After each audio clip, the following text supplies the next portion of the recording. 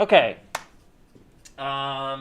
We are going to continue to talk about intermolecular forces. So last Monday we saw molecules with different functional groups having pretty dramatically different boiling points. You compare them by keeping everything else constant. So we try to keep the molecular weight the same and just looked at what an alkane versus a ketone versus an alcohol. We found that the alcohol had a higher boiling point on average, which implies they have stronger intermolecular forces. And we've since discovered that the dipole moment that is present in these compounds contributes to the intermolecular forces. Alkanes have no dipole moment. They're nonpolar. And so they, on average, have the lower molecular forces. But even though these both have dipole moments, one of them is stronger than the others. The alcohol is a stronger dipole moment. In fact, it's actually more than just a dipole moment. We're going to learn the next type of IMF soon. But in addition to the functional group, we found that the molecular weight affected the boiling point as well. So within the same category, higher molecular weight led to a higher boiling point. So we've actually started learning about that as well. That is all due to London dispersion forces. So even though the dominant intermolecular force is some kind of dipole moment attraction, the London dispersion forces are still playing a role. And that's how you get the differences in boiling point between they're all the same functional group, so they all have the same polarity or similar polarity. But what's different is their molecular weight. They have more electrons. So it's not the molecular weight itself that causes it. It's the fact that there are more electrons from either more atoms, in this case it's more atoms, or it could be more more polarizable electrons from like a heavier, an atom that has got more looser electrons in a valence shell that's further away from the nucleus. But in this case, it's just more electrons, and so there's more ability for these molecules to distort their electron clouds and do these instantaneous dipole moments, in addition to the main dipole moment. So alkanes low, ketones mid, alcohols high. That's not the main takeaway. It's we're going to learn what exactly about them make them have these different IMFs. So we went over that. By the way, the bond strength within the molecule has nothing to do with the IMFs. And one way you can show this is the C double bond O bond in this ketone is actually a much stronger bond than the C single bond O in this alcohol. So there's a carbon bonded to an oxygen here. Yet, this molecule has stronger IMFs. So the bonds themselves have nothing to do with the IMFs. It's the structure, the shape of the molecule, the dipole moment. That's what does it. Okay. Okay, so we started talking about bonding forces, intramolecular forces versus intermolecular forces. And I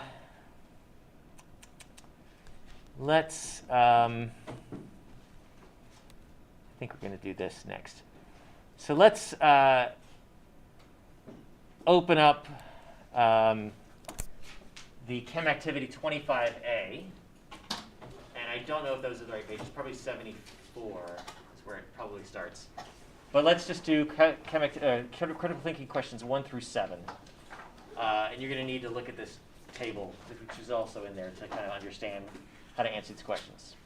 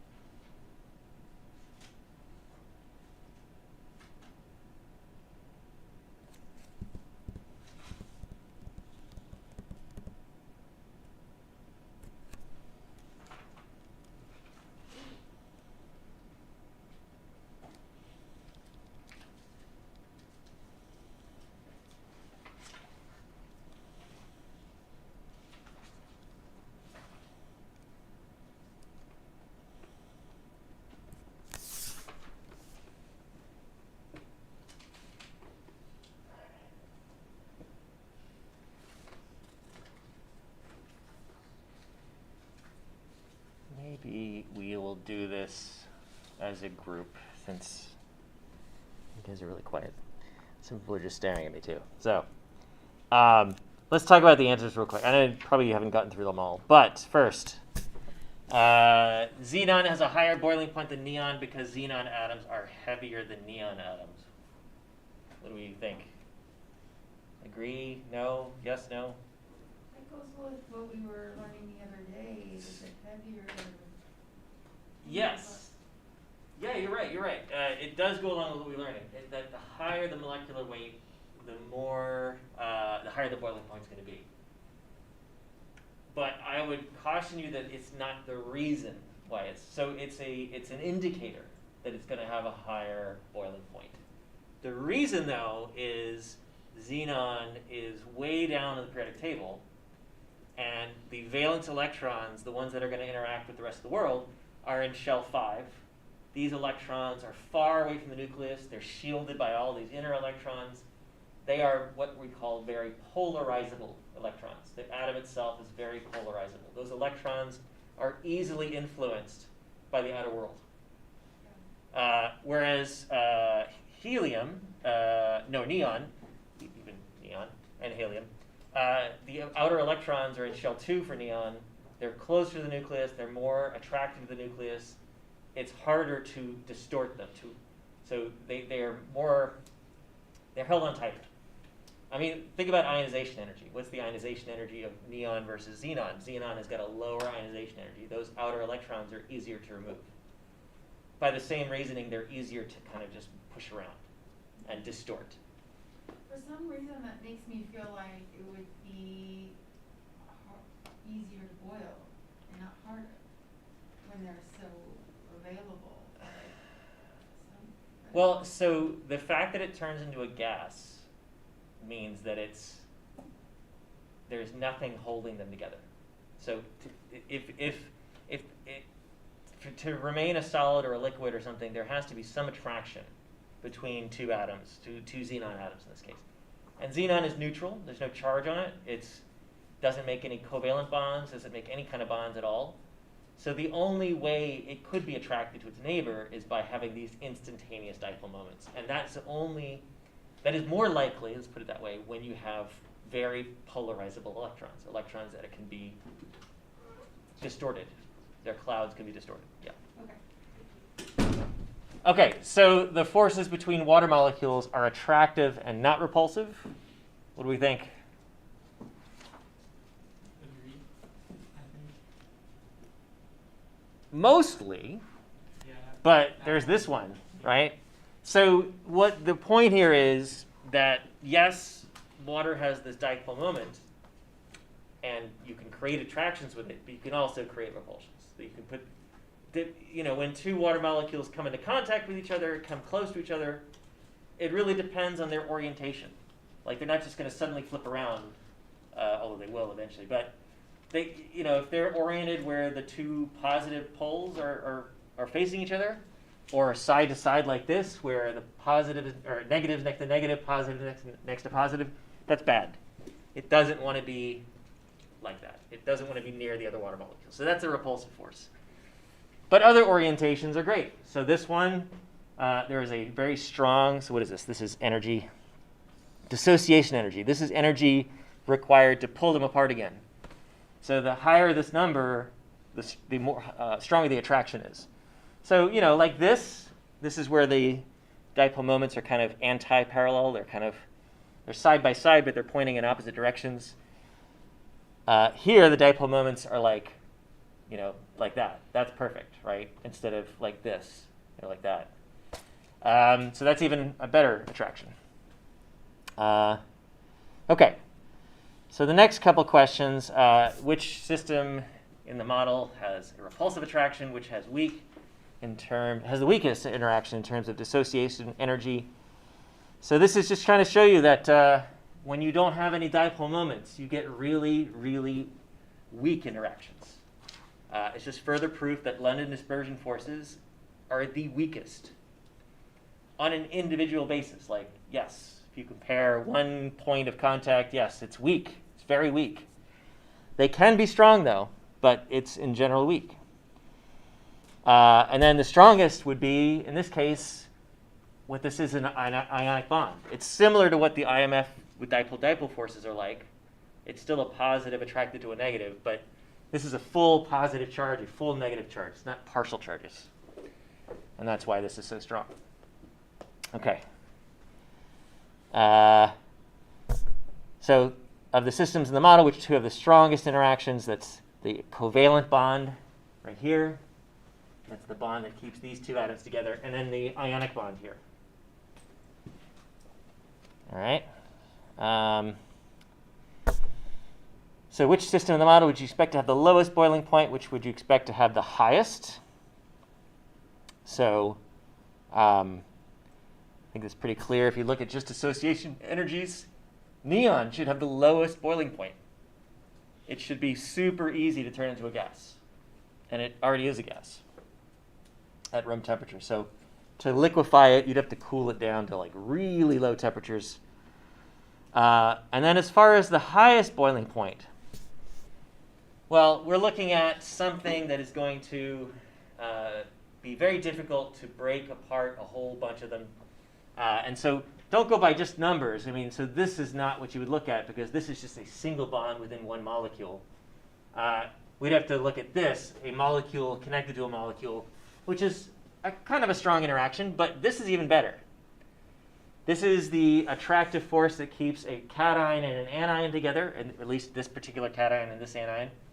And we know now that this is repeatable. This structure repeats a lot. I don't want to say to infinity because it's not infinity, but it repeats a lot. And each one of those interactions has this energy. So if you're trying to boil NaCl, good luck. It's going to take a lot of effort to do that. All right.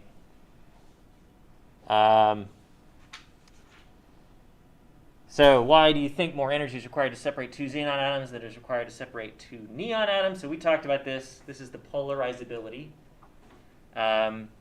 Those electrons on the outside of xenon are super easy to distort, to move around. Not super easy, but they're easier than neons are. Why do you think the energy is required to separate two water molecules in the anti-parallel, but in the parallel configuration, the water molecules repel each other? So, again, they're not drawn on here specifically, but a water molecule has a dipole moment that goes pretty much in this direction. So if I've got two of them anti-parallel, one dipole moment goes this way, the other dipole moment is this way, and that's not bad. That's fine. You've got positive next to negative. They're attracted. You've got negative next to positive. That's fine. Remember, the arrow points towards the negative side. But for the parallel one, the two dipole moments for the two molecules are kind of right on top of each other like that. That's no good. You don't want two negatives next to each other. You don't want two positives next to each other. All right, that's why it's repulsive. Okay.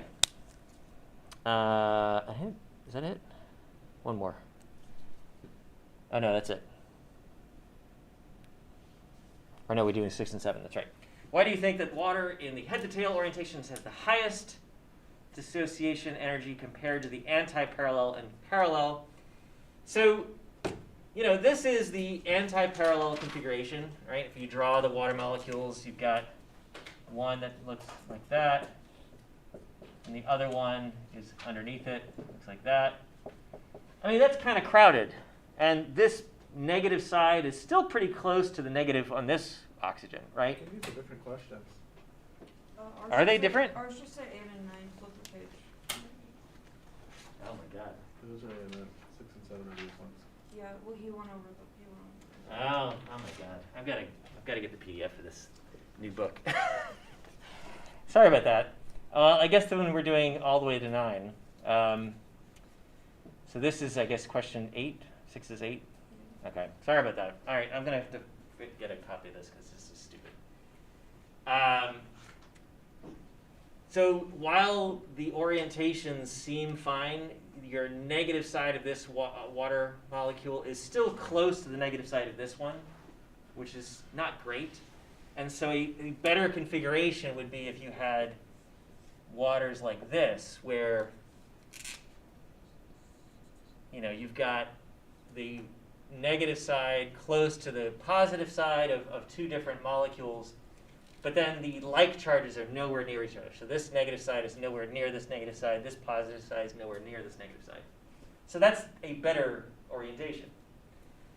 And these are the kind of considerations we would have to make when we're looking at how things pack together in a solid. What is how would a solid form? So when we're not going to do this, but if you look at how water makes ice, it's pretty complicated because you have to take these things into consideration. It's not just packing like we did with metals, where you put it as close together as possible or something like that. There's more to it. So why are some substances gases and yet others are liquids or solids at room temperature? So it has everything to do with these intermolecular forces, okay? So this is just kind of diving deep into what we've been studying so far. All right. We talked about this. We went over some of this. We did this, so we review this. So this is the nonpolar molecules. These are the London dispersion forces. And these these happen with every atom, every molecule does London dispersion forces. And while they are the weakest in terms of the amount of energy required to break these forces, sometimes the size of a molecule allows the molecule to do London dispersion forces all along the molecule. So it's not just so for water or for the ketones we looked at, the only dipole moment is at that ketone group. But for London dispersion forces, you can do it all along the molecule. So even though they're the weakest, they can be very dominant in terms of you have a large molecule, you're going to do a lot of London dispersion forces with it. That's why asphalt, which is a completely nonpolar hydrocarbon, it's got 36 carbons in it, but just carbons and hydrogens, it's a solid at room temperature, even though it only does London dispersion forces. That's why iodine, I2, the crystal, is a solid at room temperature, whereas fluorine is a gas at room temperature. London dispersion forces can be pretty strong.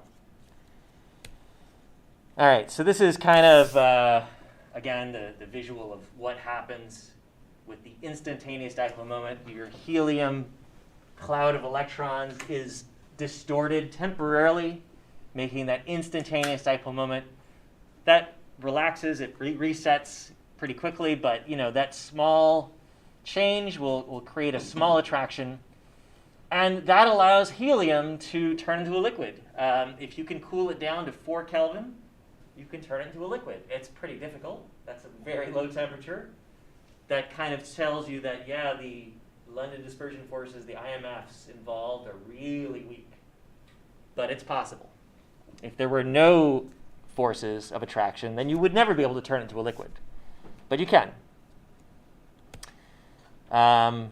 Just a reminder that the lowest temperature is 0 Kelvin, so 4 is pretty close to the minimum. Okay. So we saw this already too.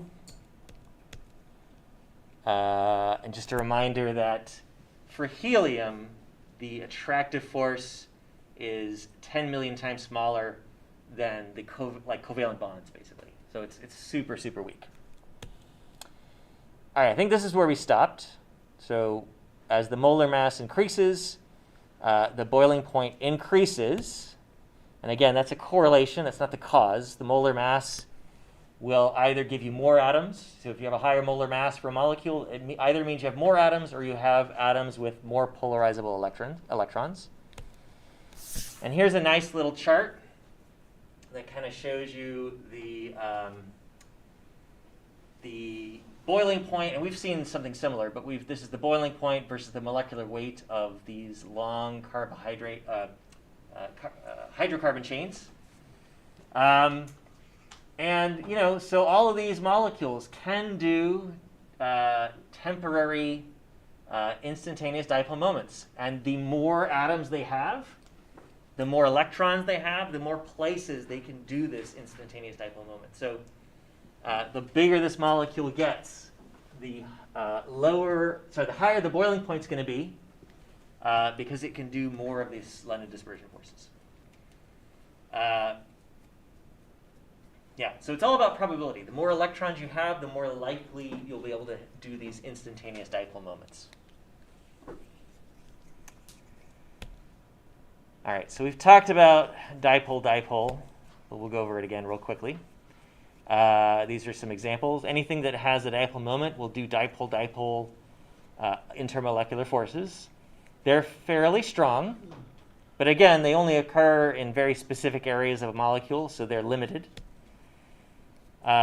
We saw this already. A is the solid because that looks like a crystalline structure. We talked about how ammonia can dissolve in water really well because they both have dipole moments. They both can interact with each other very, very, very easily. We did see this slide already. Here is a slide of different molecules that have similar molecular weights, and they have increasing dipole moments. And so here is a measurement of the dipole moment using the unit debye. Don't worry about that. But you can see that with large dipole moments, you have high boiling points. All right, we talked about this. I'm going to skip this real quick.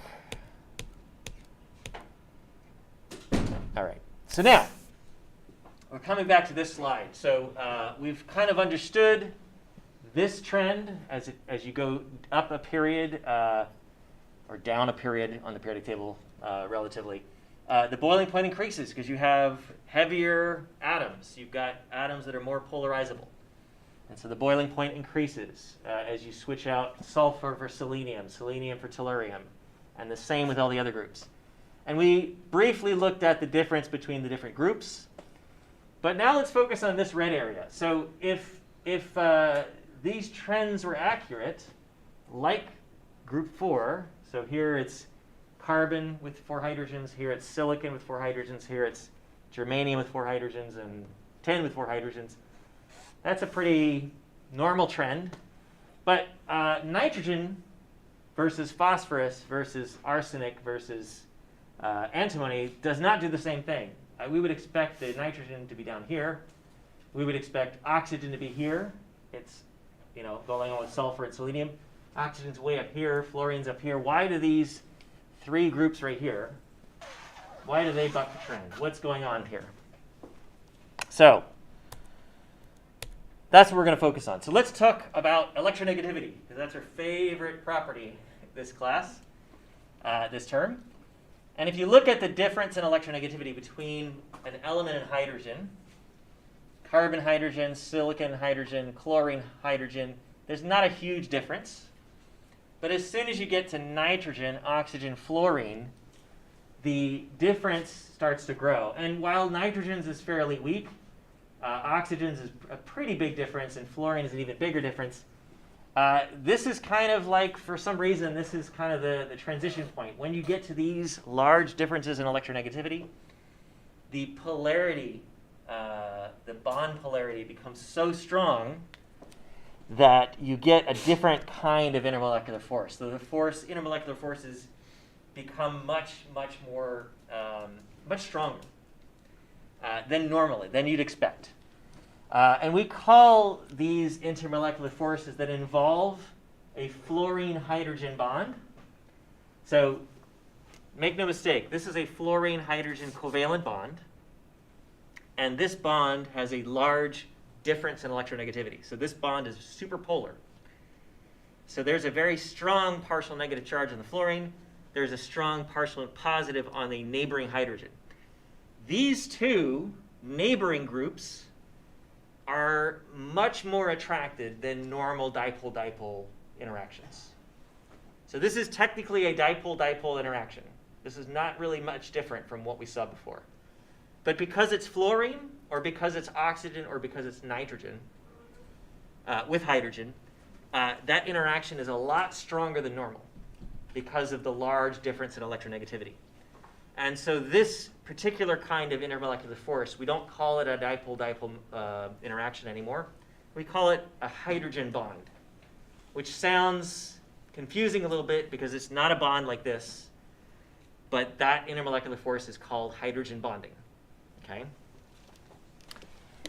So the requirements for this special kind of IMF, called hydrogen bonding, is you must have in your molecule an NH bond, an OH bond, or an FH bond within the molecule, a covalent bond within the molecule. And then that molecule can do hydrogen bonding with neighboring molecules. Okay? That the only difference is for some reason these are a lot stronger than regular dipoles, and so we give them a special name. And it's probably because this kind of intermolecular force is so prevalent in biochemistry, DNA, proteins and stuff, that it's a special case. Okay? But again, there's another reason why it's such a special case. These don't fit the trend, so we separate them out as being special. Okay? That's it. There's just a special new name. All right. So here are some examples of hydrogen bonding. And here's water, 2 water molecules. So these 2 water molecules, they both have an OH covalent bond in them. And those two waters can do hydrogen bonding with each other. I have been essentially lying a little bit to you when I showed you dipole dipole interactions using water. Technically, that interaction is not a dipole-dipole interaction. It is a hydrogen bond. It's one of the special ones. Okay. Same goes for ammonia. 2 ammonias can do hydrogen bonding with each other. And while the NH bond is weaker than OH, notice there's 3 of them. So there's a lot more that it can do. Water is not as strong as HF. OH is not as strong as HF, but there's 2 of them. So water is really, really has very strong intermolecular forces. So there's HF. Here's ammonia with water. This is 2 ammonias and 1 water. Here is water with ethanol. All of these show hydrogen bonding, intermolecular forces between different molecules. If you are interested in distilling alcohol, it is very, very difficult to distill pure ethanol. And the reason for that is because there's such a strong interaction between water and alcohol that they just don't want to separate. When you boil, they have different boiling points, so you can boil most of the ethanol away, but you can't get pure ethanol. A little bit of water will always go with it. So it's very difficult to separate them. Same for ammonia and water and other versions of this. Okay. So here's more of them. So formic acid. I told you where we got those from. Antibodies. Notice that this is a carboxylic acid group, this C double bond O with the OH, and the OH part of it is the special part that does hydrogen bonding. There's a very strong dipole moment. This hydrogen, which is very strong partial positive, it will interact with other partial negatives. Yeah. Just real quick, how would water ethanol be written as a formula? I'm kind of trying to think of that in my head. Well, you wouldn't, because they're not chemically bonded together. So you would leave them separate, and you'd have to just understand that as a mixture, they would do these interactions that make them hard to separate. Okay, thank you. Yeah, you only write, in the formulas, you only write like actual bonds, like covalent bonds, ionic bonds, and metal bonds. This is salicylic acid. This is a precursor to aspirin. You can use this like aspirin, but it's kind of bad for it gives you heartburn because it's too acidic. But within the molecule itself, it does hydrogen bonding. So the OH on this ring will do hydrogen bonding with a neighboring functional group. And then here is an amino acid, glycine, that will interact with, I guess it's another glycine. Yeah, 2 glycines will interact with each other. So this is not what happens in a protein because these are just the amino acids by themselves. But 2 amino acids will interact very strongly with each other, making it a solid at room temperature. Anyway, it's complicated. You will, if you take more chemistry, this will be another focus of organic chemistry. If you take any biochemistry, there's a strong focus on this as well. Even molecular biology, I think they talk about this stuff. Okay, so what are the effects of these strong IMFs, these hydrogen bonds? Well, you get really high boiling points. You get really extreme property changes. So water, for being such a light molecule, 18 grams per mole, most other compounds of that weight are gas.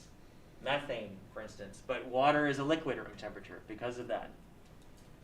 Without these hydrogen bonds, life wouldn't exist the way it does. So, if I were to ask you, which one of these? Oh, and I didn't start the clicker. Let me see if I can do that real quick. 1 second. Come on. Come on. There it goes. Which one of these does not form hydrogen bonds?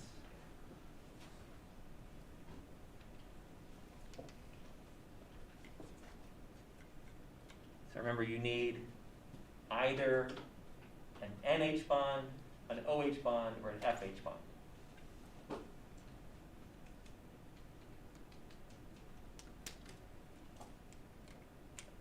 A covalent bond to initiate hydrogen bonding with neighboring molecules.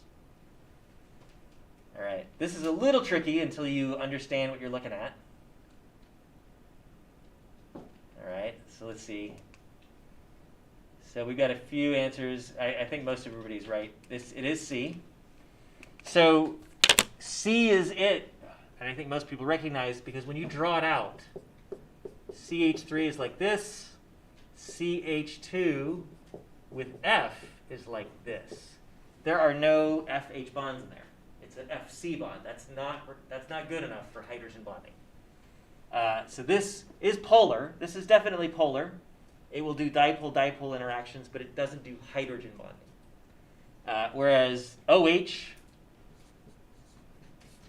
and all the rest of it, that is an OH covalent bond. And so this will initiate hydrogen bonding with other molecules, because there is a very strong partial negative here and a very strong partial positive there. Okay? Same with the NH2. Okay. So here's our three, the main ones. Hydrogen bonding are the strongest IMFs. Dipole-dipole forces are medium strength, and London dispersion forces are the weakest. So I don't remember this one. I feel like we've done this one. Let me look it up real quick. So this is chem activity 25. We're going backwards. Let's look it up and do it together. 12 to 25. Just in case yours is different from mine.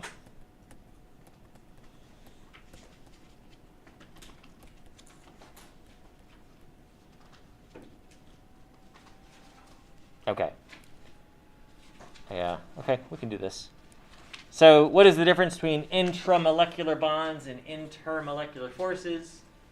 So intramolecular bonds, these are covalent, metallic, ionic bonds. These are a lot stronger. These define how you write formulas and things like that. Intermolecular, and these affect chemical properties. Intermolecular forces, these are forces between two different molecules, or two different atoms even. They're a lot weaker. They only affect physical properties of these compounds. And they do not involve any kind of permanent bonds. You don't need a chemical reaction to break them apart. So rank these in terms of their relative strength. So dipole-dipole, induced dipole, and hydrogen bonding. So hydrogen bonding is the strongest. Dipole-dipole is next. Induced dipole, which is better known as London dispersion forces, is the weakest. Yes? Where is the Yeah, I'm trying to find that. Yeah. It comes right after 25.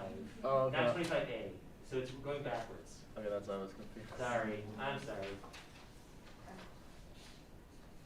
Yeah, go back a little further. And it's before the exercises. Okay. Sorry about that. Yeah. Okay. So in alkanes, the forces that are present, London dispersion forces. That's it. That's all there is. What is the strongest intermolecular force present? Well, it's only London dispersion forces, so that's it. London dispersion forces. In ketones, what intermolecular forces are present? They always have London dispersion forces, always. But ketones also have the dipole-dipole force. Can you slow down a little bit? Yes. Maybe a little bit. Yeah. So, 14 was London dispersion forces A, London dispersion forces B. 15 was London dispersion forces. Everything has London dispersion forces, but the ketone also has a dipole moment. So there's that dipole moment here. And so it does dipole-dipole interactions. And dipole-dipole interactions are the stronger one. That's the dominant force. In alcohols, we have London dispersion forces. And I'm not going to say dipole-dipole because it's got a different kind. It's hydrogen bonding instead. So now we've learned this new one. So alcohols, similar to water, but not water. Alcohols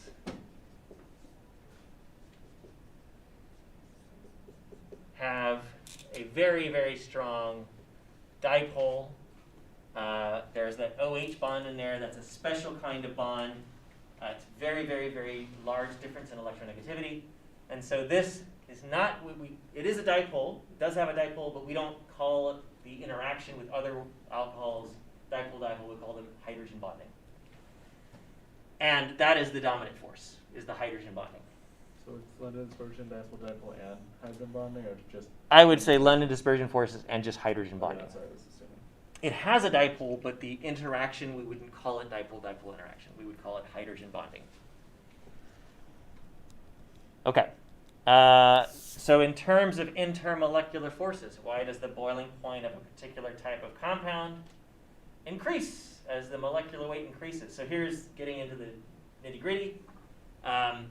For the ones we were looking at, what was happening was the number of carbons was increasing. So that's why the molecular weight was going up. So in this particular case, we are adding more places on the molecule to do those instantaneous dipole moments. We have more electrons in general. And the more electrons, the bigger your molecule is, the more places to do these instantaneous dipole moments, the more likely you can do them, and the more often they will occur. And so the more attractions you'll get.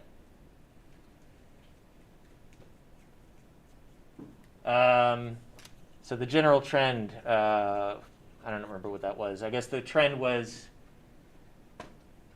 what was CTQ8b? Gotta look it up, hold on.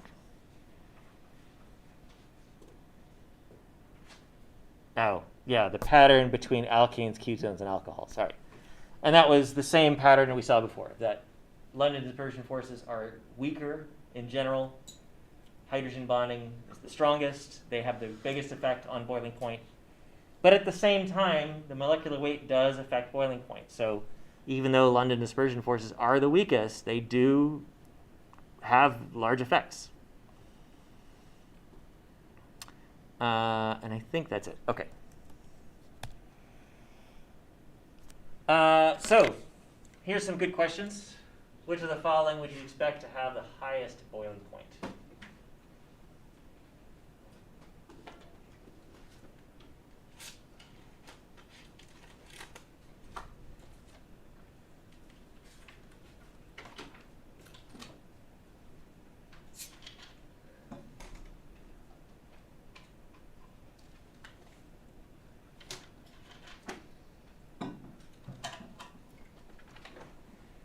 Okay, so we've got a tie between, almost not quite a tie, A and D, and some people are switching their votes.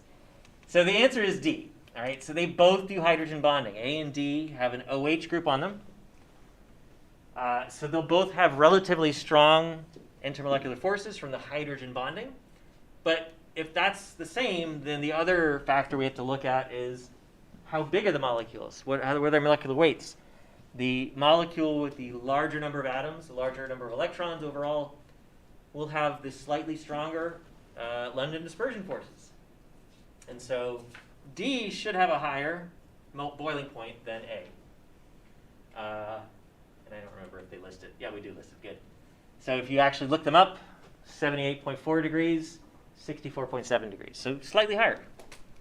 And it has to do with the extra carbon and hydrogens. Notice that ethers are weak dipoles, but they have a small dipole moment. It's very weak, but it's there. That's its boiling point. This is completely nonpolar, so it's only got London dispersion forces. It's got a really low boiling point. Okay, next.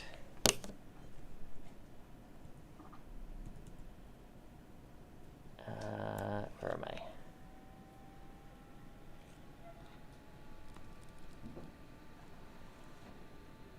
Is this? No, we're in this one.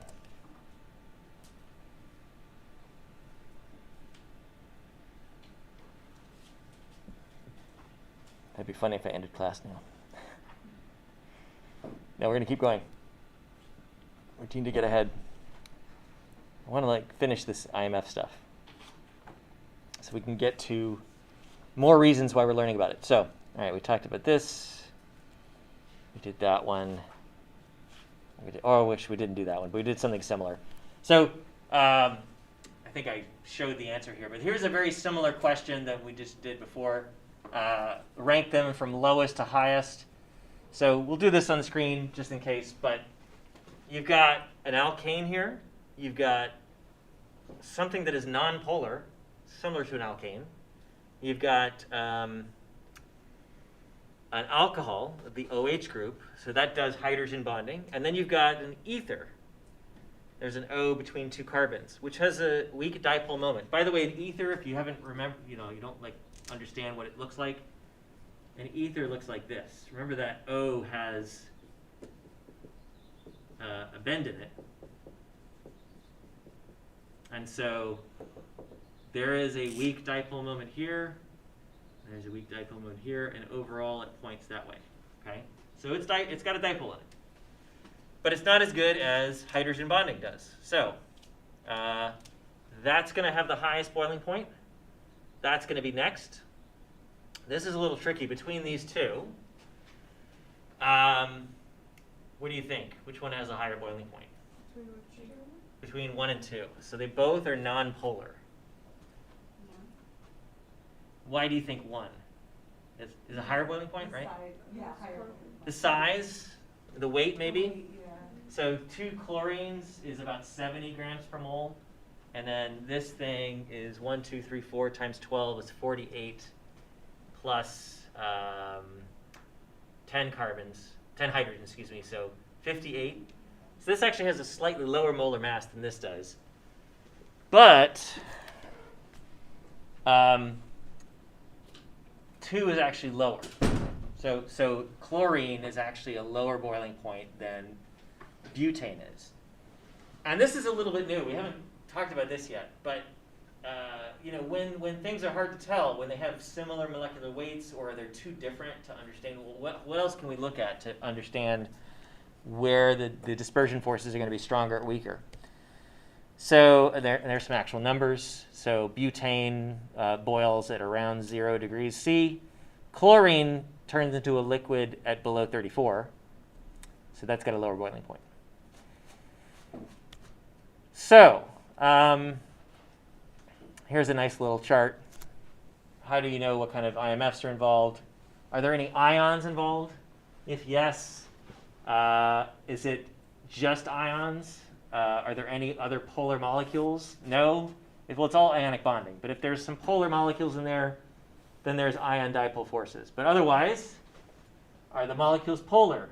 No. Well, it's London dispersion forces. Are they polar? Yes. Are there any hydrogen bonding type atoms? Nitrogen to hydrogen, oxygen to hydrogen, fluorine to hydrogen. If yes, it's hydrogen bonding. If no, it's dipole forces. And we haven't really talked about all the different names, but we did bring this up before, van der Waals forces. These are the kind of basic IMFs that we've been talking about. So if you ever see that, we don't really refer to that too much anymore, but that's technically what they're called. So, how did we figure out the last problem, chlorine versus butane? Well, it turns out shape of the molecule has a large effect. And so if you compare these two molecules, these are both C5H12. They're isomers. So one of them is a chain, and the other one is just like kind of a ball, like if you kind of tried to build it. It's just a big lump. So before we answer that, like which one is a higher boiling point, let's think, well, what would be easier to stick together? 2 strips of Velcro or 2 balls of Velcro? 2 strips, right? So 2 strips of Velcro would attach all along the length of the strips, whereas 2 balls would only attach at one point. And that's the same idea with these molecules. If the molecule is cylindrically shaped, then they can do instantaneous dipole moments with another molecule all along the sides of the cylinder. They can touch, over a long area or volume area. Whereas if they're 2 ball shapes, they only touch in one spot and that's it. So this thing is going to have weaker intermolecular forces than this thing does, and you can see that in the boiling points. N-pentane is a higher boiling point. So shape plays a role. If it's like got a large surface area, that's kind of what we're looking for. Larger surface areas will have higher boiling point, will have stronger intermolecular forces. So these cylindrical shapes are better than these ball shapes, basically. Yeah, there you go. There's another picture of that. So they're both a type of pentane. One is called N-pentane, one's called neopentane. And N-pentane has a larger surface area for interaction. Okay, we can not prove it, but we can show more evidence that this is true using calculations. And so when you compare the kind of IMFs you can get using those calculations we did in last term with Spartan, they show that something like N-pentane can have an instantaneous dipole of 0.03 dBi, which is tiny, but it's something, whereas neopentane, the round one, is 0.000004 dBi. So that's a lot weaker. If you look at the calculation of the surface area, there's not a huge difference, but this has a slightly higher surface area. So it's the shape and surface area, okay, that play a role in how strong the IMFs, how strong the London dispersion forces are.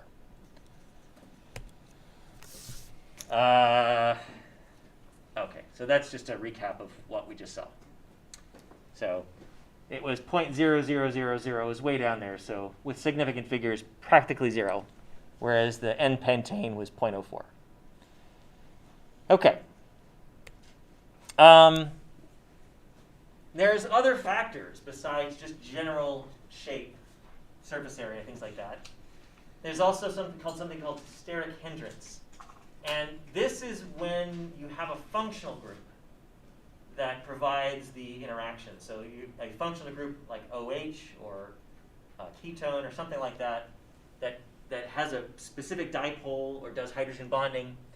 And that part of the molecule needs to be accessible. Like this, if this part has the dipole moment and it has to be the part that interacts with other molecules, then it needs to be available. It needs to be accessible. Other molecules need to be able to get to it. So if I compare these two compounds, they both have OHs. I believe they have the same 4, the same molecular weight, they're isomers. But this OH, while it's accessible on one side, it's got all of these methyl groups that are kind of coming off at these different angles and kind of blocking a whole one side of the molecule from another molecule from getting to the OH. Right? It's only accessible if a molecule's over here, then yes, it can interact with the OH. But if the molecule's over here, it can't interact with this OH. These things are in the way. Whereas this molecule, the OH, is much more accessible. If the molecule that wants to interact with it is down here, it can do it. If it's up here, it can do it. This OH is more accessible. And so we would call this OH sterically hindered. And that's another common organic thing. So when you take organic chemistry, you'll go deep into that. But because of the steric hindrance of this, that, I don't have numbers, but that has got a higher boiling point. This is going to have a lower boiling point because the IMF forces are going to be not as strong because other molecules have a harder time getting to these OHs and interacting with them. So I have these three isomers. Which has the highest boiling point?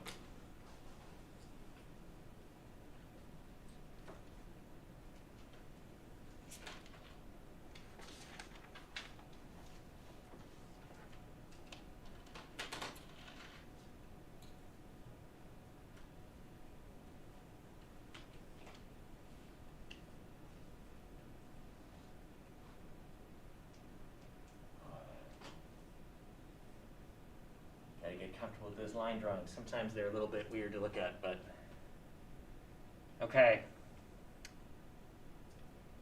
So answers, we got mostly A, one vote for C.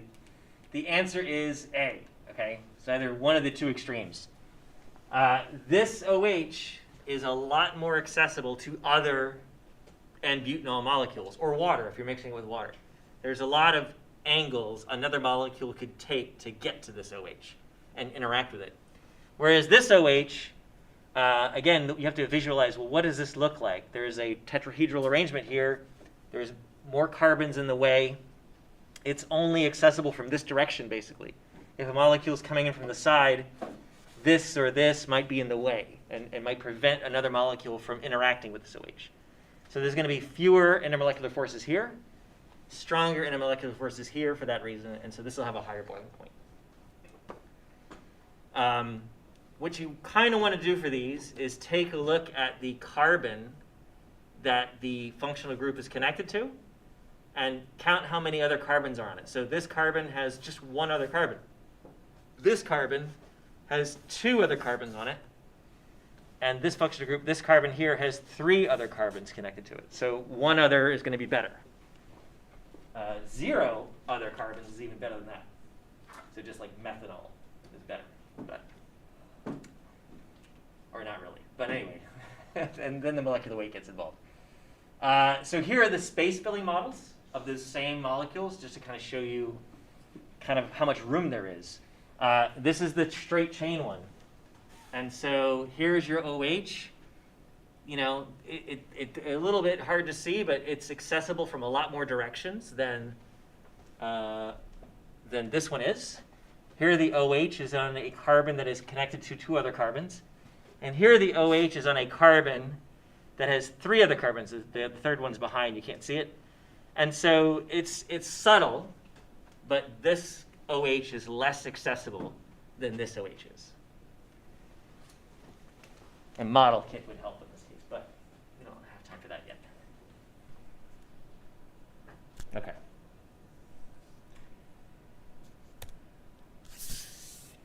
All right, so let's take everything we've gone over so far, and let's try to rank these in terms of lowest to highest boiling point.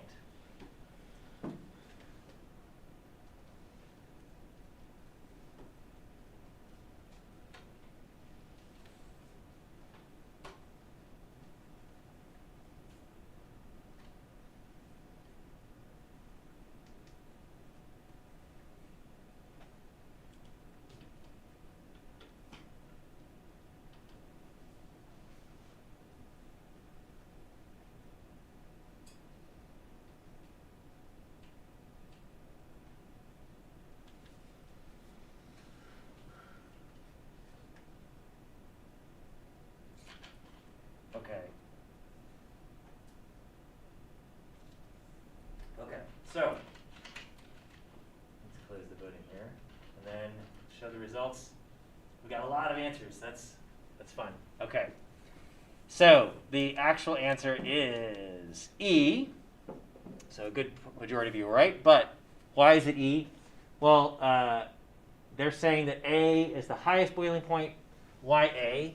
A is the only one with this bromine in it. There is no other atoms besides carbon and hydrogen except for this bromine in these examples. This bromine is like a little bit more electronegative than other elements, and so it's going to create a small dipole moment. You could also say that it's going to make it slightly heavier, so the bromine is more polarizable, and so it could have stronger London dispersion forces because of that. So for all those reasons, this is going to probably have the highest boiling point. Now between the rest of them, we've got this one and this one, which are actual, not isomers, because this one has 4 carbons, this one has 5 carbons. But this one the shape is cylindrical, it's linear, it's a straight chain. Whereas this one is one of those balled up versions we saw. And so by shape, I would expect this to have a higher boiling point because it's got more, if it's cylindrically shaped, another molecule of the same kind could be interacting with it side by side, and it can interact in more places. So that's going to have a higher boiling point than that would, even though that's slightly higher molar weight, molar mass. So B is next, then D.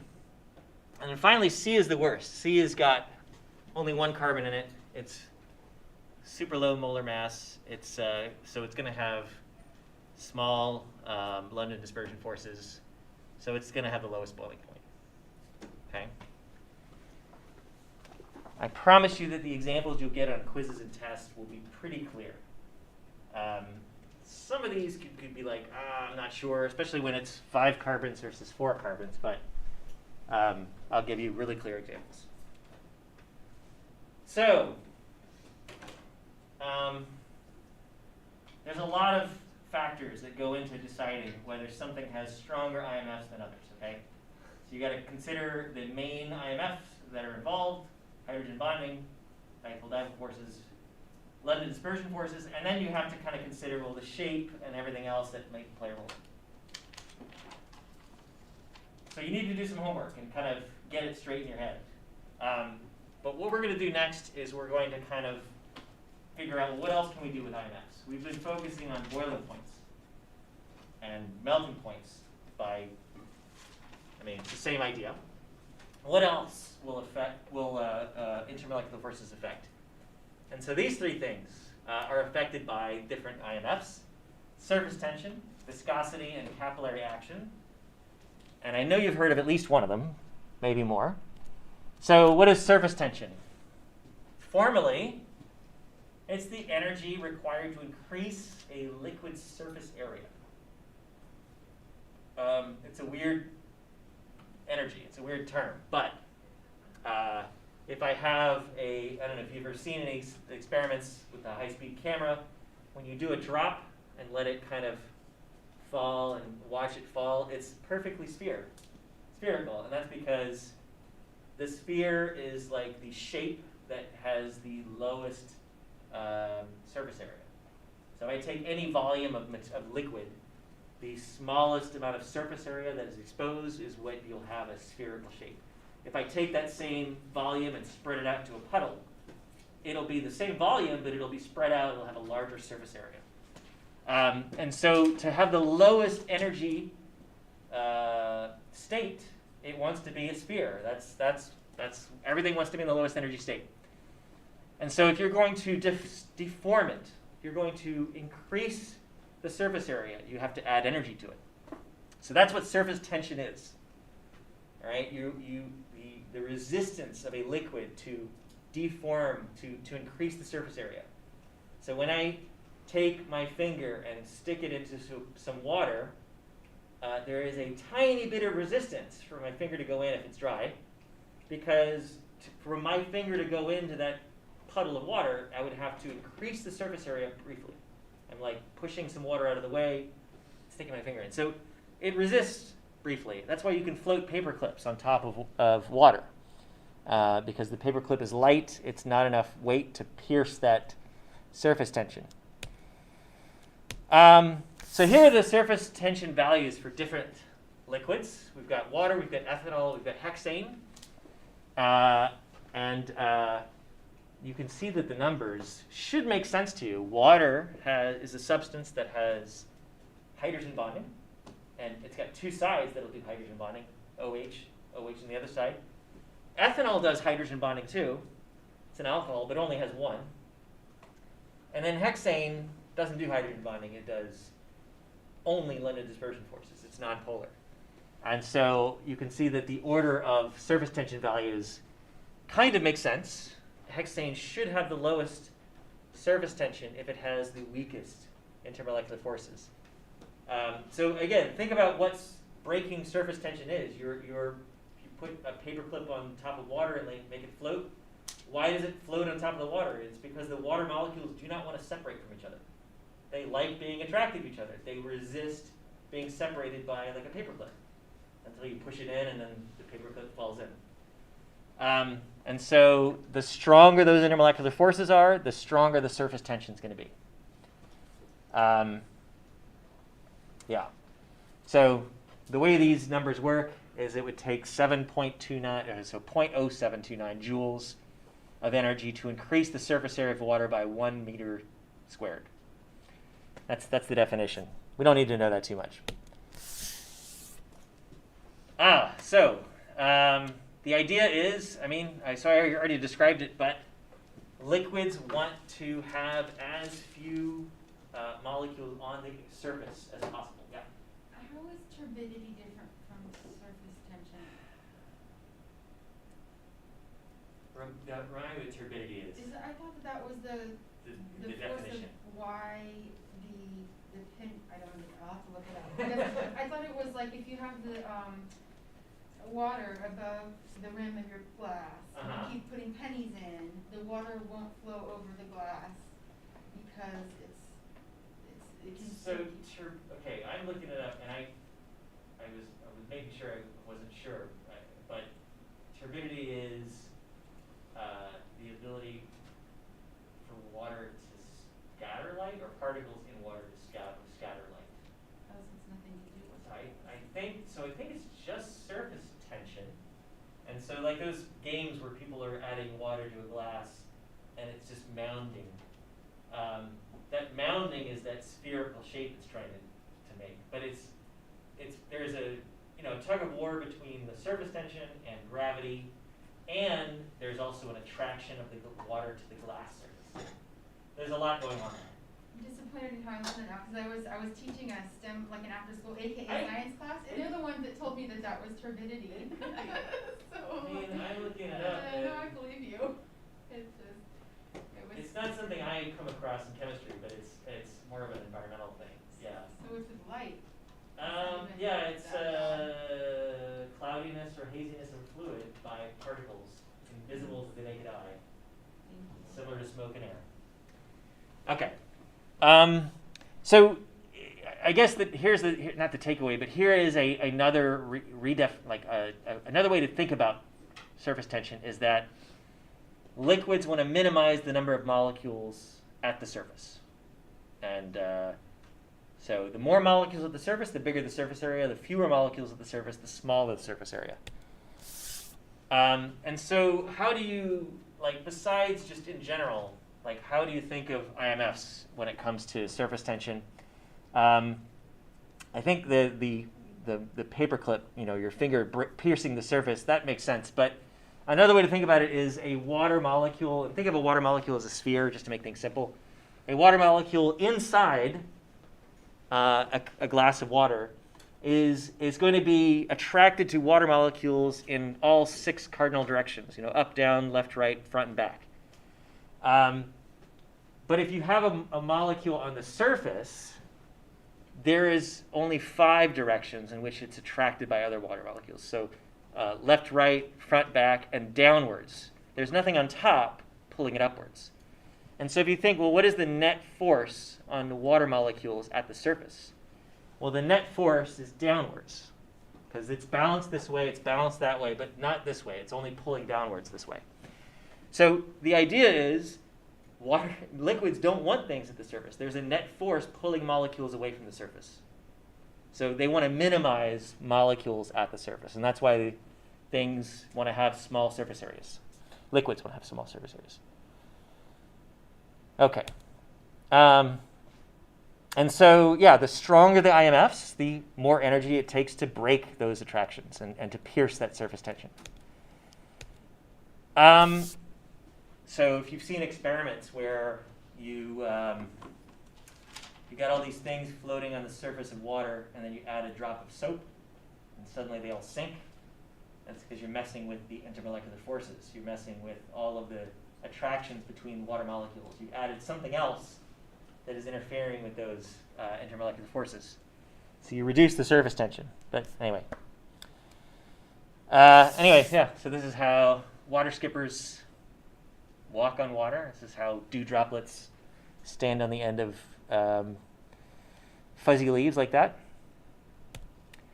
And it turns out water has the largest surface tension of anything, any liquid, because of those hydrogen bonding, IMFs, other than liquid mercury. Why would mercury be stronger? What kind of forces are involved there?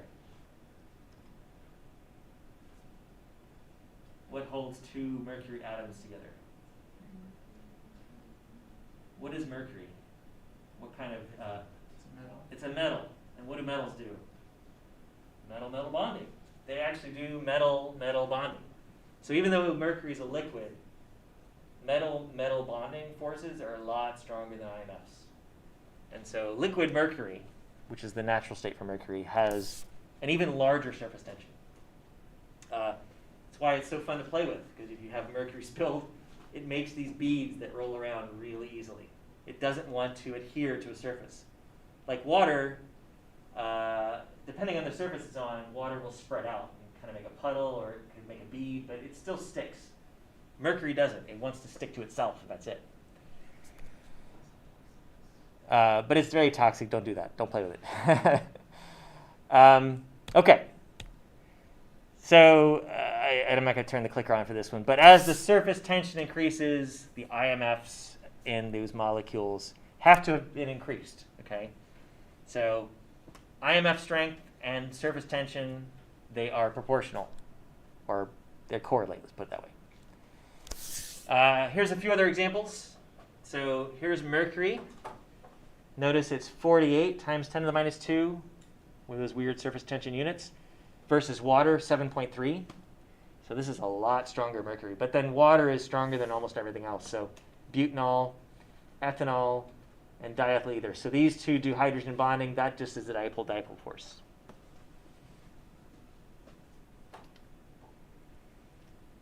It should say dispersion here too. I don't know why it doesn't, but they all do dispersion. Probably not a big deal, that's all. Okay. So another one, viscosity. So viscosity is defined as the resistance to flow. And the way to visualize that is take a ramp, pour a liquid down the ramp, and the faster it travels, the less viscous it is. So honey, I pour honey down a ramp, it'll go really slow. There is a resistance to flowing down that slope.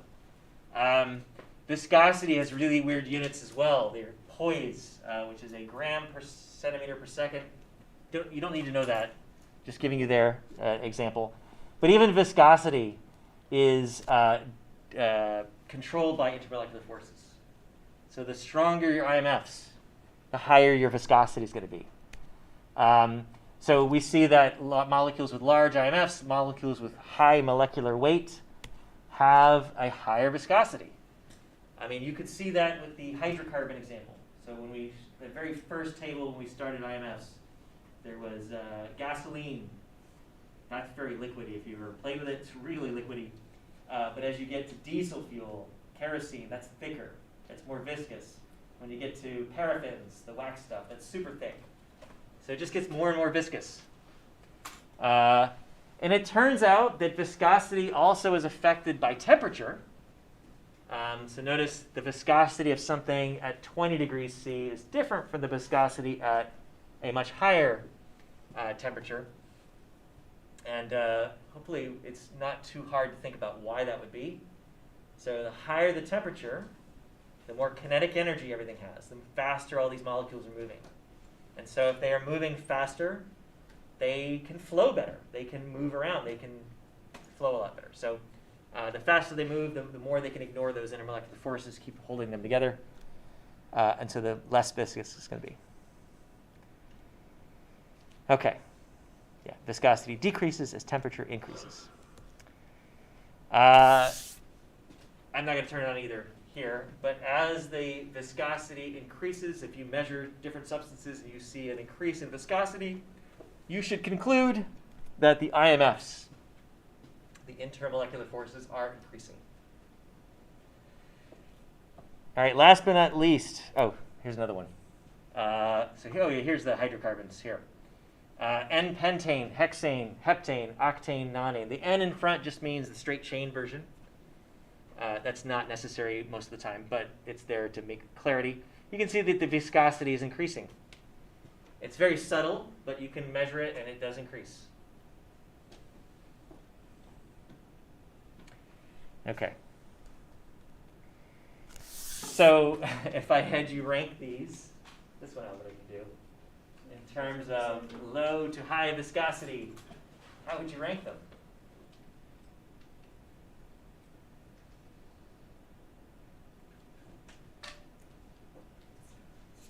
These are actually the same as before, just a different question.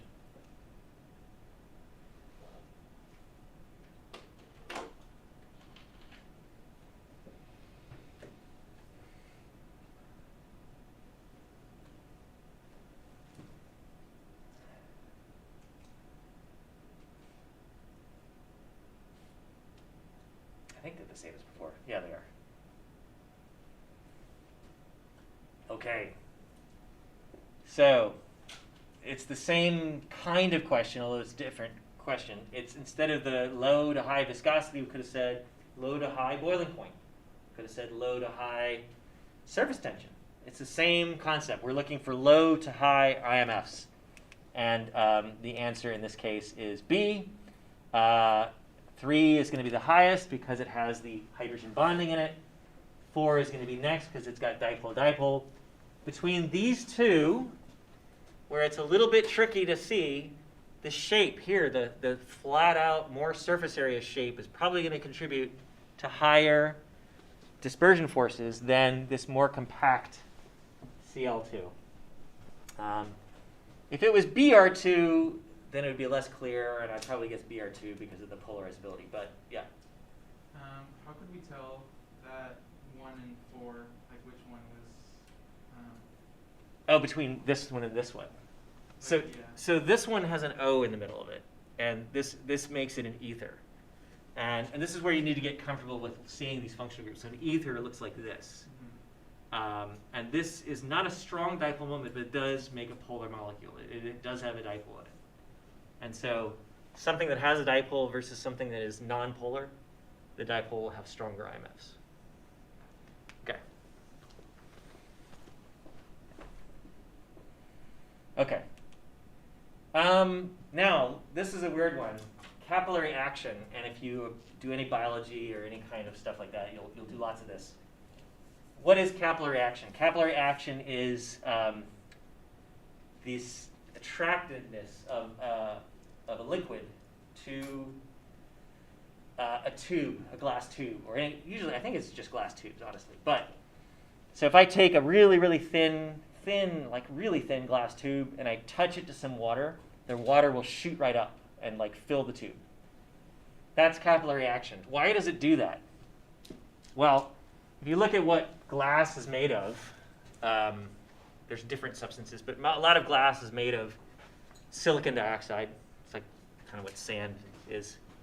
And if you look at the surface of that glass, oxygens are pretty much everywhere. There's a bunch of oxygens, oxides really, so minus charges on the surface of the glass. And water has a partial positive side to it. And that partial positive side is fairly attracted to negative charges. So water will kind of stick to the glass. And that's where meniscuses come from. When you put something in a graduated cylinder, it makes that curved surface. And that's because water is attracted to the glass, more so than it is attracted to other water molecules. In really, really, really thin tubes, glass tubes, the attraction is so strong that water will go pretty far up the tube, fighting gravity, until it's high enough where there's enough water that gravity's pulling on it too hard. And we use capillary tubes to like transfer small amounts of liquid. Like you'll take this little tiny glass tube, you'll touch your liquid, it will travel up without any kind of pressure from you. You don't need to use suction or anything like that. And then you touch it to like a piece of paper or touch it to some thing, and the water will come out, it will absorb into that thing. We use capillary tubes a lot in chemistry and bio. But notice mercury. Mercury does exactly the opposite. It doesn't make a meniscus, or if it does, the meniscus is dome-shaped instead of concave. It's convex. It does the other way. So why doesn't it stick to the glass? Well, it's not that it likes, or it's not that it hates the glass. It's that mercury can make a stronger interaction with other mercury atoms than it can with the glass wall. So this is basically surface tension here, keeping the mercury into this spherical shape, minimizing the surface tension. Mercury likes itself more than it likes the glass surface. Water, while it likes itself a lot, it likes to be near itself, it likes the glass surface more. And that's why it does that. It makes the meniscus. And it's all IMFs, so based on the strength of the IMFs.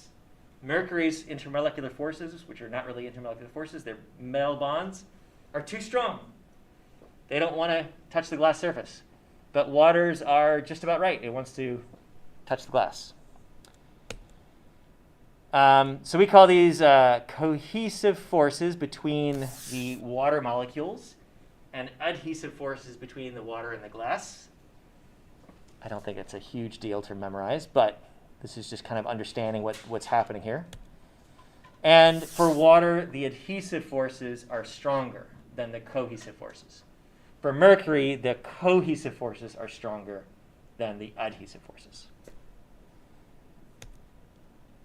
And, there's so many applications of intermolecular forces in the wild. These are a little bit getting old, but I'm sure people have seen magic sand.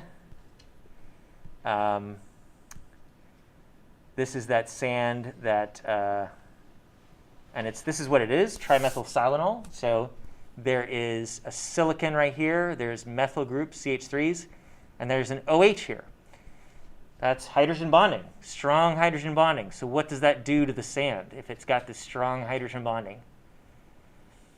Well, this hydrogen bonding is so strong that the cohesive forces are so strong that it doesn't want to mix with anything else. So when I pour the sand into water, or I don't do that, but when somebody pours the sand into water, it stays stuck to itself rather than mixing with the water. So when they scoop that stuff out, it's dry because the water doesn't mix with it at all. It wants to stick with itself only. It's kind of like what mercury does. Yeah, this is not normal sand. This is magic sand. They just put an OH in the bottom. Well, it's not an OH. It's more than that, but it's that molecule. Okay. And if you've done any kind of car stuff, Rain-X, this is similar to Rain-X. This is ultra dry, but you can coat your boots or coat your clothing with it. And this is an advertisement, honestly, but okay, good. Friends would walk up to me and just be like, "What the f*** is in your mug?" And I would just tell them, "It's mud." It's garbage, garbage, garbage, garbage. Okay.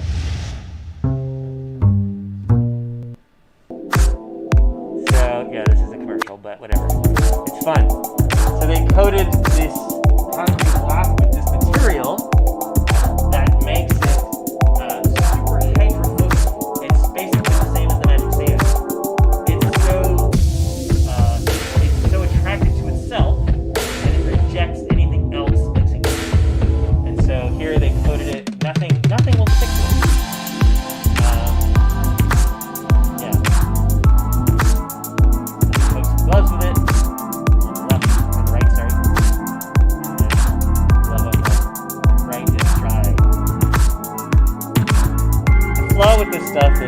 probably comes off pretty easily.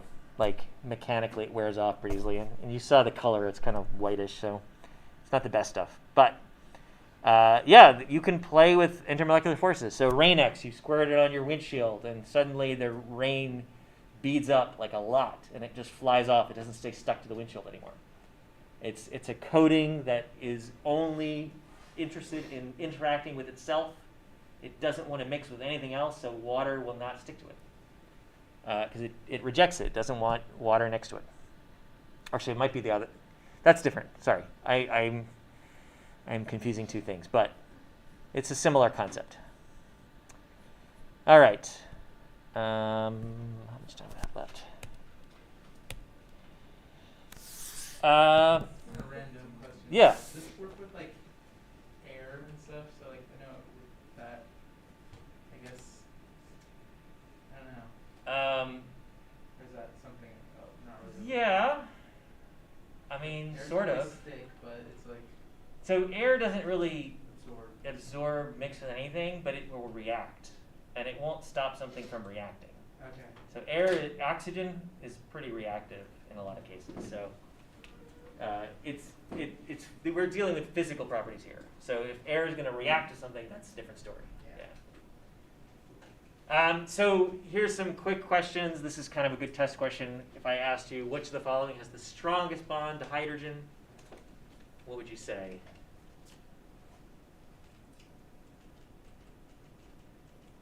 So don't confuse this with some of the other stuff we've learned today. This is actually old. And I know people focus on the OH, but actually FH is a stronger bond than OH. Why? Well, remember fluorine is a smaller atom. And FH will make a shorter bond. It'll be stronger than OH will. We keep focusing on OH because OH is in a lot of stuff. It's rare to find. FH is really only by itself. It doesn't really make, you don't really make any other compounds other than FH. Yeah. Isn't it also the most electronegative? Does that affect it at all? Yeah, it's more electronegative. It's a bigger electronegative difference than OH has. Yes. But again, yeah, we don't really find HF. That's it. That's the only molecule you can have that does hydrogen bonding with HF. With OH, you can attach lots of stuff to it. So that's why we always see OH. Okay, I believe that we're kind of. Oh, so this brings us back to water, and I think what we're just going to look at is a couple of things, slides that kind of pertain to water specifically. I mean, all three of those things have higher boiling points than expected, but water is also one of them, and it's higher than even the rest of them. So, oh no, these are out of order. Let me think. I think I'm out of order here. Hold on a second.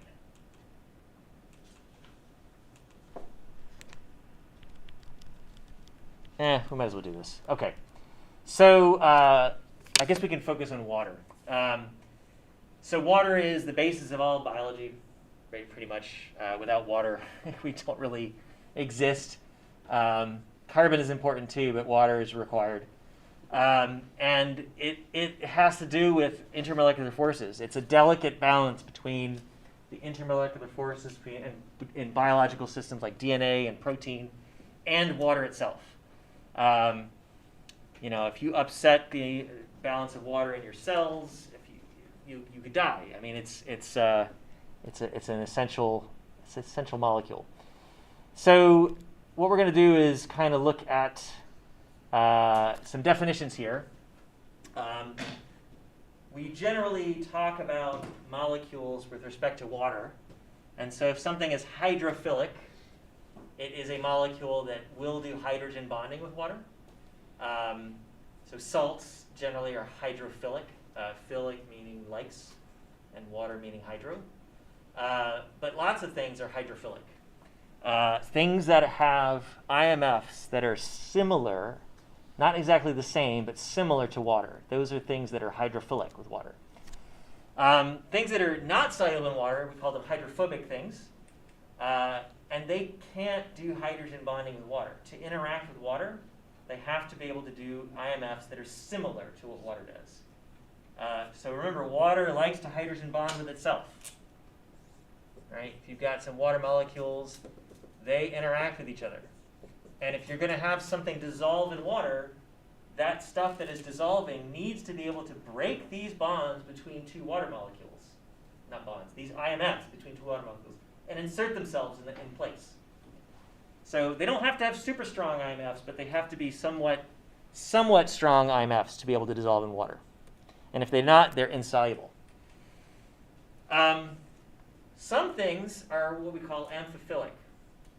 And these are molecules that have two parts to them, like a side that are an end of the molecule that is hydrophobic and an end of the molecule that is hydrophilic. Surfactants, soaps, are all examples of amphiphilic molecules. What that means is one side of the molecule will interact with water very well, and the other side not at all. Like it doesn't want to interact with water at all. And so these interactions of water with these amphiphilic molecules allow for these really complex biological structures, okay? So DNA is an example of it. And I can't go too much into detail about that because I don't know too much about it. But let's finish up and just quickly do this, and we'll just do it together since we only have a few minutes. So 25B, and I'm going to find where it is, questions 1 through 6. All right, 25B.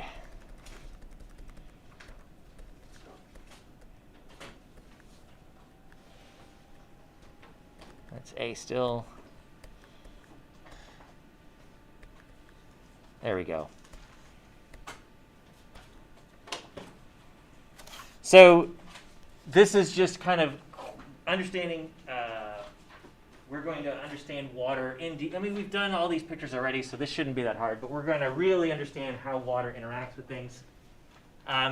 So using your knowledge of the VSEPR model, draw a three-dimensional structure of one water molecule, illustrate its dipole moment with an arrow, and the lone pairs of electrons with dots. Well, we've got an example over there, but I'll do it again. Water is bent, 25B, and it's question 1, starting from 1 through 5, I believe. Okay. So there's lone pairs, and there is a dipole moment that looks like goes in that direction. That side's positive, that side's negative. So if we now were to consider, well, how does multiple water molecules interact? Show how one water molecule can form 4 hydrogen bonds with other water molecules. So there's lots of ways. You could have water up here. You could have another one up here. And you know, the orientation doesn't exactly matter as long as the positive side is connected to the negative side. And then you can have one down here and one down here. Now this is two-dimensional. Remember, we are a 3D world, so this isn't even the full picture. This might not even be accurate. There's another dimension to work with if we needed to think about all the different ways water can interact with other water molecules. But it's not going to be perfectly arranged. It's not a solid. We're not making crystalline water, crystalline ice.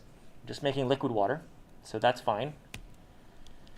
And then we're going to draw an assembly of 3 water molecules forming a 6-membered ring of alternating oxygen and hydrogen atoms. So this is just another way to visualize how water can interact with other water molecules. So if I think about making, I'm going to leave the lone pairs off, a 6-membered ring. And that 6-membered ring is alternating oxygens and hydrogens. So there's got to be a hydrogen here and an oxygen there. And then over here, a hydrogen with an oxygen. There we go. You can see there's 3 water molecules making a 6-membered ring. So there's one water molecule. There's another one. And then there's the third one. So the idea is there's just so many different ways that these can arrange themselves. So if I imagine, well, what happens when lithium bromide dissolves in water? Draw a picture to illustrate the important non-covalent interactions between water and the lithium ion and water and the bromide ion that are responsible for the solubility of lithium bromide in water. Your picture should reveal the answers to these questions. What part of water will be attracted to lithium cation? What part of water will be attracted to the bromide anion? So in 221, I just kind of showed the attraction in general. I put like a water molecule and put a big circle around it. Here we have to show the orientation. Like we have to literally show, hey, there's a lithium ion, and it's got a positive charge, so only the oxygen side of water is going to be attracted to it. And then for the other version, the bromide ion, it's going to be the opposite. You're going to have the hydrogens kind of facing towards the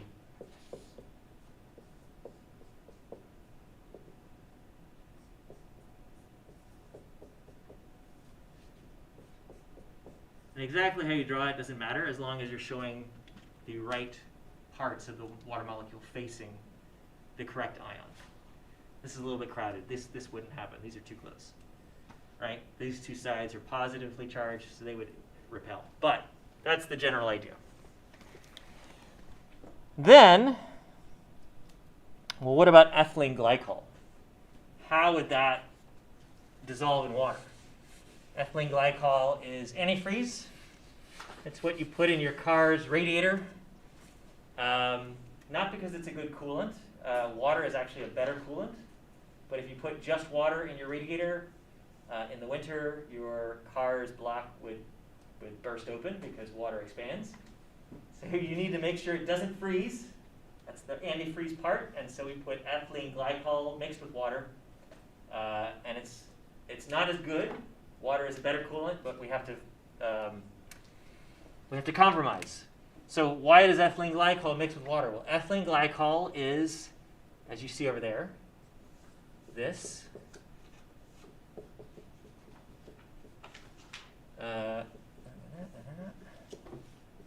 That's what it looks like. 2 carbons with hydrogens on them each and 2 OHs, one on either side. That is perfect because, hey, water can come in and interact with these other OHs and do hydrogen bonding and something like that. Again, it doesn't matter exactly how you draw it as long as you show the correct interactions. O to H, H to O like this. And it doesn't have to be just one. You can do it multiple times. These are electrostatic attractions. They're not bonds. The coordination number doesn't matter as long as you can get the fit in there and not interfere with anything else. And so that just shows you how ethylene glycol would dissolve in water. It dissolves pretty easily. They have similar types of intermolecular forces. Something like iodine, it's got fairly strong IMFs, but the type of IMFs it uses to be a solid is London dispersion forces. Not really at all similar to what water does. And so if I asked you, well, does iodine dissolve in water? Hopefully you would say, not really. And we've done this experiment in 221. We've tried to shake iodine in water. It doesn't really dissolve really well, but it dissolved really well in hexanes. And that's because the IMFs are not similar enough for them to interact with each other. So back when you did intro chemistry and you guys learned what dissolves what, well, the basic phrase you learned hopefully was like dissolves like.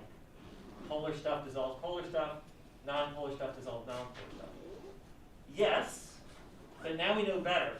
It's because water's attraction to itself is so strong that you need something similar to mix with it. Otherwise, it's just going to stay attracted to itself and it's not going to let something else dissolve in it. But something like this can't dissolve in it, but it will dissolve okay in hexane, which also has a non-polar solvent. Okay, I think we're done for today. I've talked too much. think we're done with IMFs. Let me see. There's just more pretty pictures. So here's, again, some other interactions of water with itself. Here's a more three-dimensional view of it, of the one that the ring. And this is where, these kind of interactions, this is where snowflakes come from. So these interesting patterns, they occur because of the way water is bent and because of the way they have to be oriented to other water molecules. There it is. That's the picture that I didn't quite draw, but it was similar. And there's the ethylene glycol. So theirs is slightly different from mine, but same idea.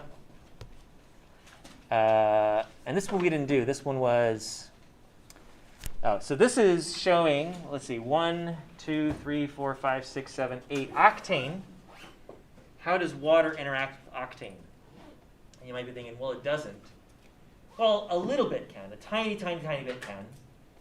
Because gasoline can get wet. If it's old gasoline, it's harder to use because it's got a little too much water in it.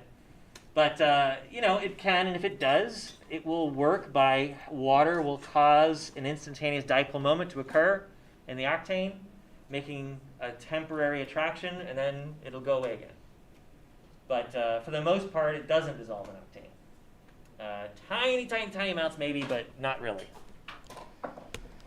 Okay, so let's stop there. I don't want to go any further. I'll let you guys go. Sorry about that. Thank you. See you later. Have a good weekend.